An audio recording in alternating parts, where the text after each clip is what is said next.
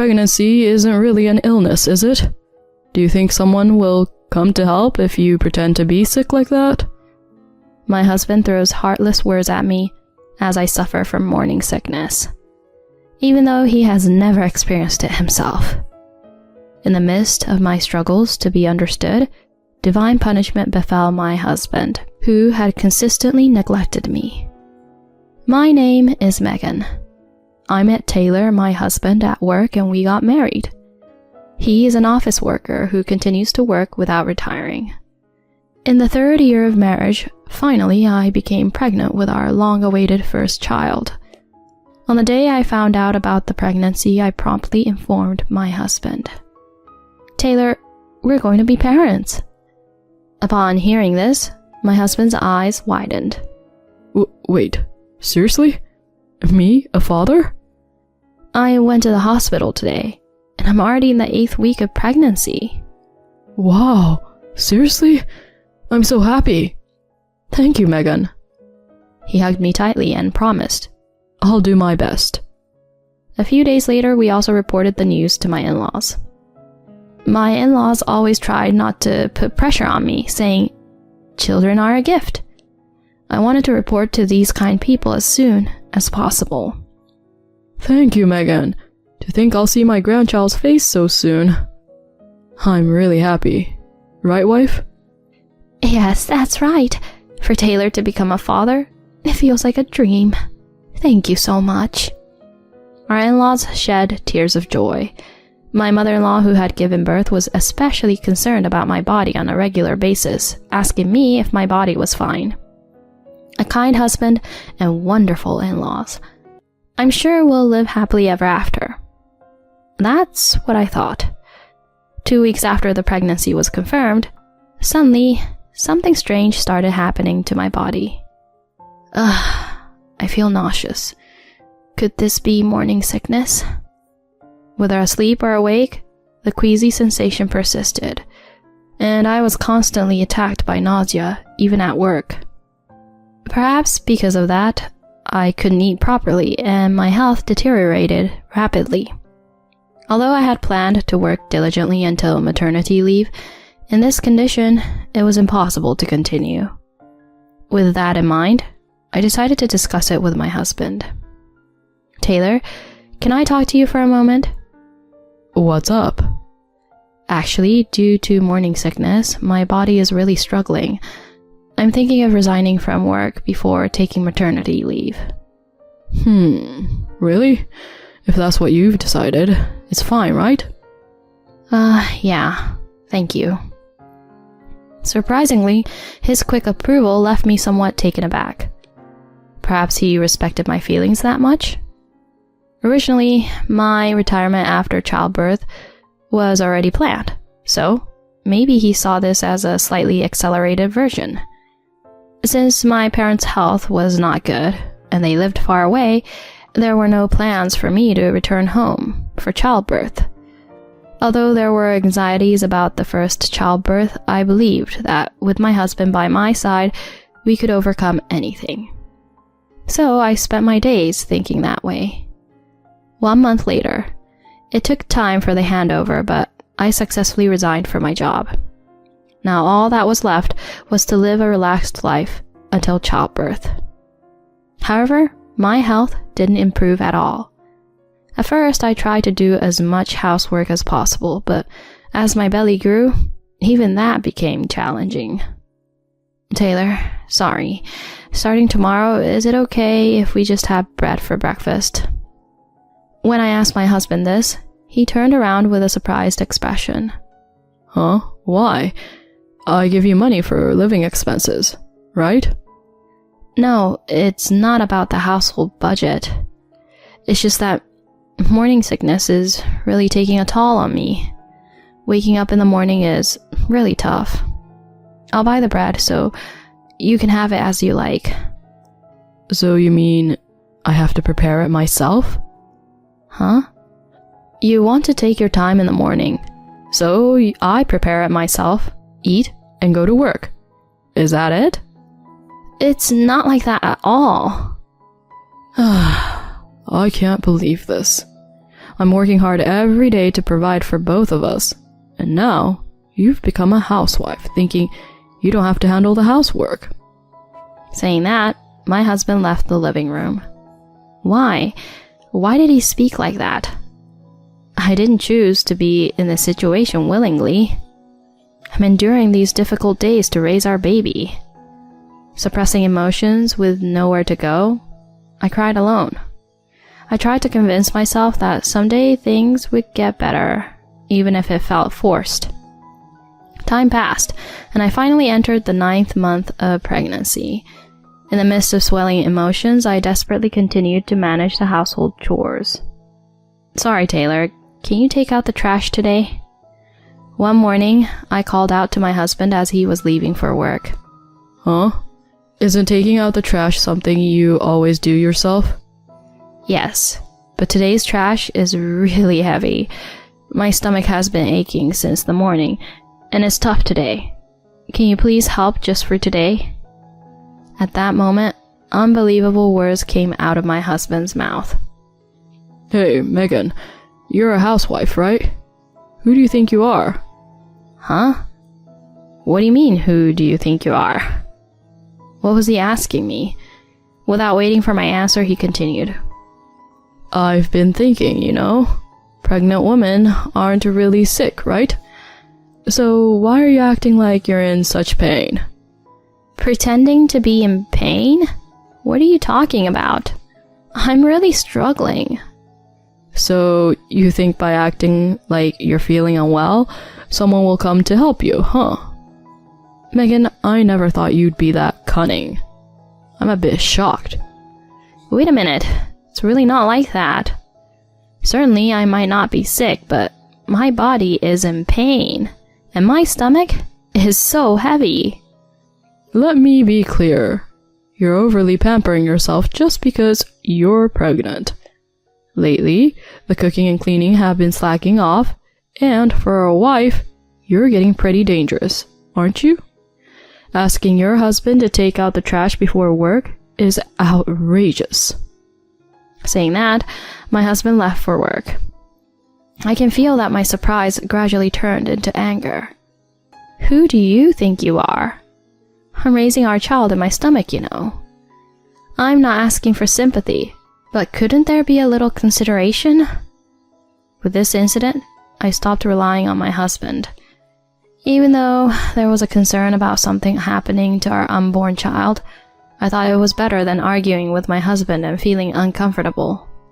Afterwards, I managed the household chores to the extent that it was reasonable, and a month later I safely gave birth to our daughter.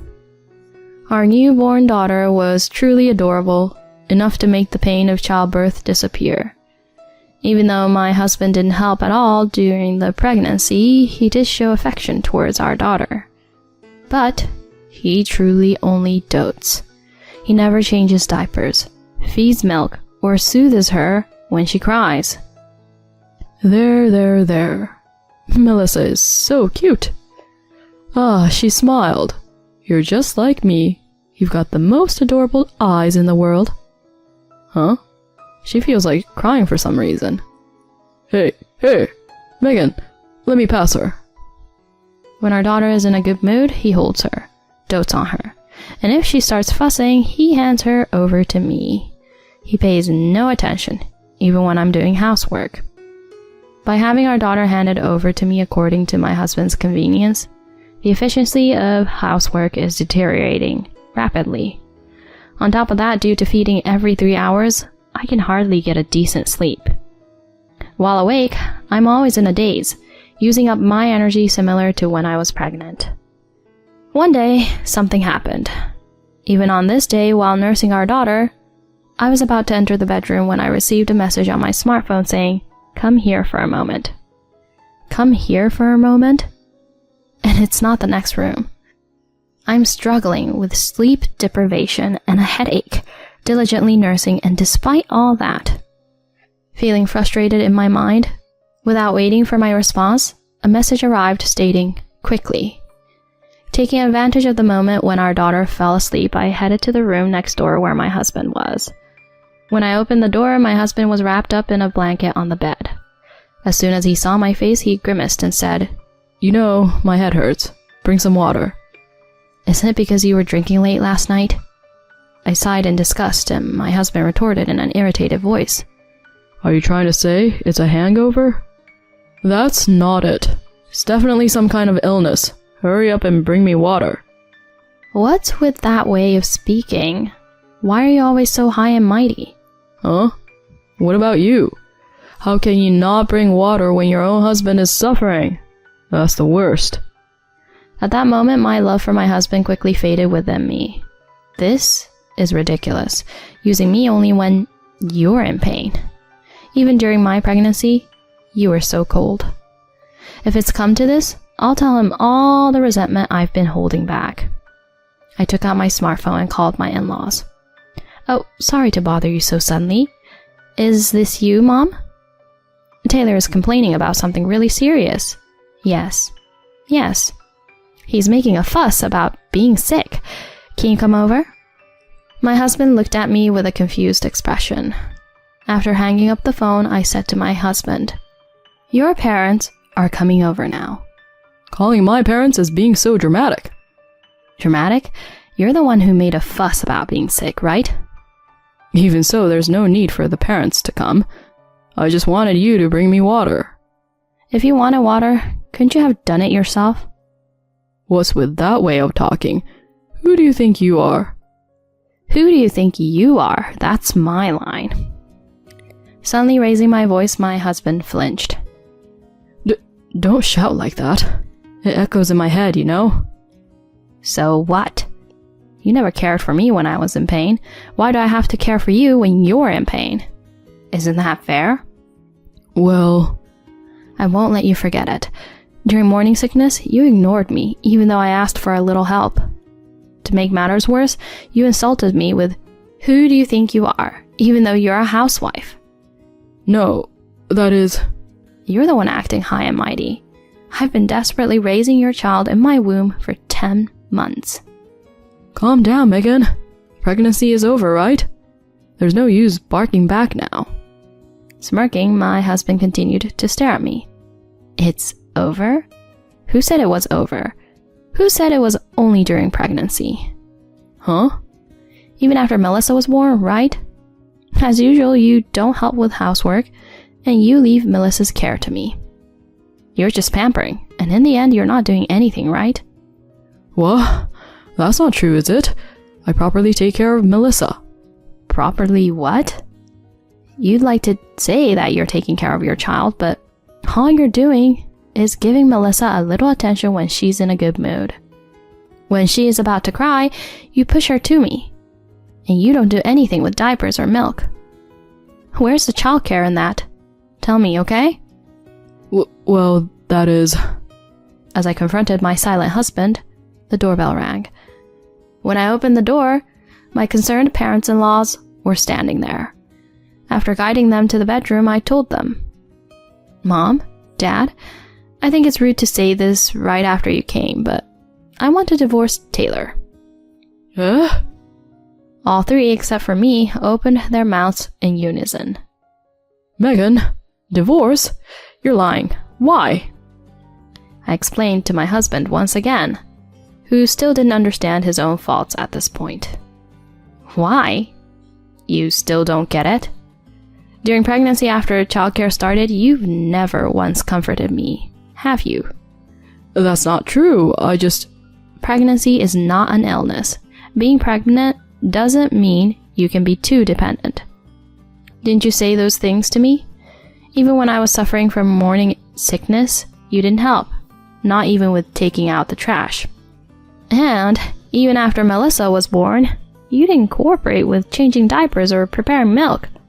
How can I continue our marriage with someone like that? Wait, don't say that in front of my parents. At that moment, my mother-in-law, who had been listening, forcefully intervened. Explain what just happened, Taylor. What Megan just said, is it true? Well, that is... Answer clearly. Did you really say such a horrible thing to Megan when she was pregnant? Like pregnant women are being too dependent? No, it's not like that. Megan pretends to be sick on purpose. Pretending to be sick? There is individual variation in pregnancy symptoms, and some people suffer so much that they can't help it. Do you understand that? I know about morning sickness, but isn't it strange not to be able to do housework? Just as he was about to desperately argue back, my father-in-law, who had been silent until then, muttered, "Disgusting." My mother-in-law started wincing and shaking, and she started cutting in on my husband, who was always making excuses. "Why don't you cut it out? You are so arrogant, even though you haven't experienced it yourself. Do you even understand how childbirth is a life-threatening act?" My husband, who probably didn't expect to be scolded so much by his own mother, remained frozen with his mouth open. Despite this, my mother-in-law continued without mercy. "How can you behave like that toward Megan, who carried your child for almost a year? As a mother, I'm embarrassed for you. I can't believe that she gave birth to such a beautiful daughter, but you've never even fed her, let alone changed her diaper. That's a disqualification as a father." Mom, wait. I won't wait for you. You're the one who made Megan wait all this time, aren't you? If Megan wishes for a divorce, have the decency to listen for once, you foolish son. With the final blow from his mother, my husband finally gave in. I then went to get the divorce papers and had my husband sign them in front of my in-laws. Thus ended my married life. After the divorce was finalized, I had to return to my parents' home. When I left, my in-laws bowed to me repeatedly. "Megan, my stupid son, I'm so sorry." I know an apology won't make it go away, but I'm sorry, I really am. Dad, Mom, please raise your heads. I can't thank you both enough for being so good to me, and I'm sorry it had to turn out this way. "No, it's okay. I think this is better for you, Megan and Melissa." "That's right. You can always come back and see us again when you feel like it." "Yes, of course. Thank you for all your help." After expressing my gratitude for the last time, I parted ways with my in-laws. Even now, after some time has passed since the divorce, I'm still in contact with my in-laws. It seems that my in-laws have no contact with my ex-husband either. Since my ex-husband and I got married through work, when the reason for the divorce spread within the company, he became an outcast in no time. Taylor apparently didn't help at all with childcare, and his wife got fed up. Even before that, it seems he didn't do anything during pregnancy, you know. He was striking poses like, "I'm a hands-on dad, though." Huh? Really? No wonder she left him. In this awkward atmosphere, my ex-husband reluctantly continues his job. Well, he probably doesn't have the option to quit his job. After all, he has to keep paying child support until our daughter reaches adulthood. Although it means taking away a father figure from our daughter, I don't regret it.